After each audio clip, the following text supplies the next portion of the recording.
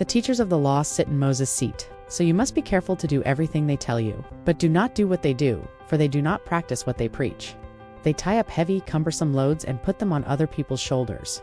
But they themselves are not willing to lift a finger to move them. 4. They love to bind their phylacteries, which is a form of religious devotion, and they lengthen their tassels, which is also a form of religious devotion. They love the place of honor at banquets and the most important seats in the synagogues.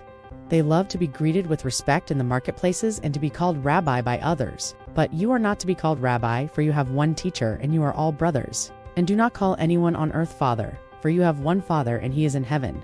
Nor are you to be called instructors, for you have one instructor, the Messiah. The greatest among you will be your servant. For those who exalt themselves will be humbled, and those who humble themselves will be exalted. But woe to you, teachers of the law, because you eat up the property of the widow and the foreigner.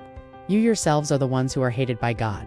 Woe to you, because you build tombs for the prophets, and it was your ancestors who killed them.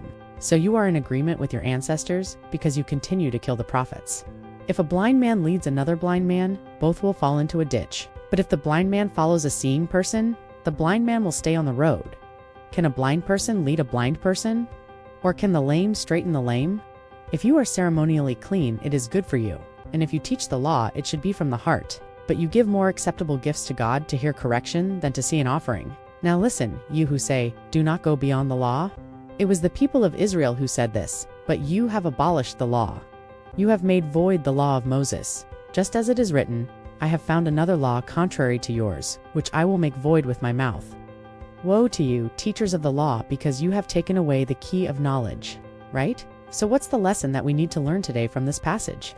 We learn that there are people who have been entrusted with the responsibility of teaching the Word of God. But these people end up adding extra rules that are not found in the Bible.